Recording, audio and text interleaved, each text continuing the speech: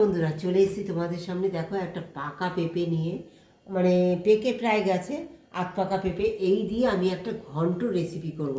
আর এরকম পেঁপে হলেই সেই ঘন্টটা দারুণ সুস্বাদু হবে। তোমরা চেষ্টা করবে এরকম একটা পেঁপে নিতে। আর দেখো সুন্দর করে আমি ছুলে নিয়েছি, পরিষ্কার করে ধুয়ে নিয়েছি। এবার এটাকে কি করব জানো, এটাকে এখন আমি সুন্দর করে এরকম গ্রেটারে নিয়ে সম্পূর্ণটা গ্রেট করে নেব। হ্যাঁ, গ্রেট করে তোমাদের সঙ্গে আসছি ফিরে কি কি দিয়ে আমি এটা ঘন্টটা করব। তোমরা আমার সঙ্গে থেকে একদম স্কিপ করে দেখো না, খুব ভালো লাগবে তোমাদের। এবার আমি তেল নিয়ে নিয়েছি, এই যে পেঁপেগুলো সুন্দর দেখো সব গ্রেট করে নিয়েছি। এবার দেখো তেল নিয়ে নিয়েছি এখানে কড়াইতে আমি। হ্যাঁ, তেলের মধ্যে দিয়ে দেবো দুটো এলাচ, একটা এলাচ দিয়ে দেবো, আর দু টুকরো দারুচিনি দিয়ে দেবো। দিয়ে দেবো তেজপাতা, শুকনো লঙ্কা, আর এই ডুমডুম করে কেটে রাখা আলুগুলো। এবার দিয়ে দিচ্ছে এই যে আদা বাটা, ধনিয়া, জিরে গুঁড়ো, এইগুলো সমস্ত, নুন, হলুদ, সব কিছু দিয়ে দিচ্ছি। তরকারিটা একটু মিষ্টি মিষ্টি হবে। তোমরা তোমাদের ইচ্ছে মতো তোমরা লঙ্কা ইউজ করতে পারো। আমি কিন্তু একদম বেশি লঙ্কা দেবো না, যেটুখানি ফোড়নে দিয়েছি। আর নামাবার আগে আমি কাঁচা লঙ্কা দেবো। নারকেল কালকে গ্রেট করে কুড়িয়ে রেখেছিলাম, এই নারকেল কোড়া খানিকটা দিয়ে দেবো।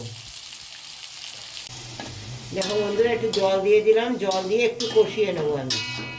আর মশলা সুন্দর কষানো হয়ে গেছে। এবার আমি ছোলা কিছুটা নিয়েছিলাম, ভিজিয়ে রেখেছিলাম, সেগুলো সিদ্ধ করে নিয়েছি। সেই সিদ্ধ করা ছোলা এবার আমি দিয়ে দেবো।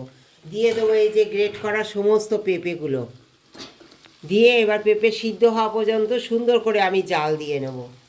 এই সামান্য তেলে এই দেখো নারকেল আমি সব ছোট ছোট করে কেটে নিয়েছি।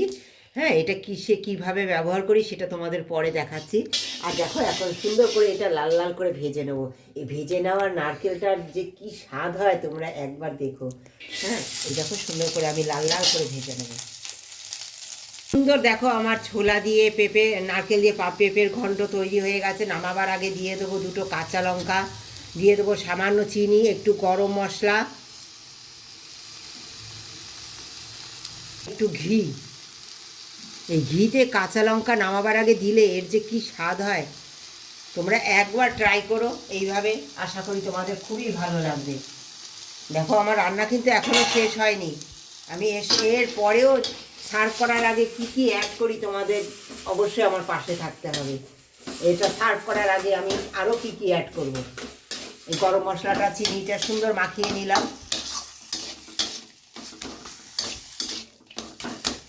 ঘেটে দেবে এরকম।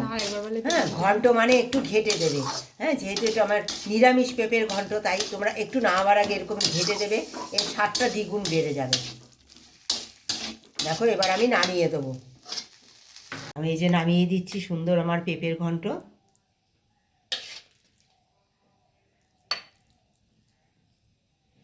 আমি যে ভেজে রেখেছিলাম যে নারকেল, সেই নারকেল আমি উপর দিয়ে সুন্দর দেব,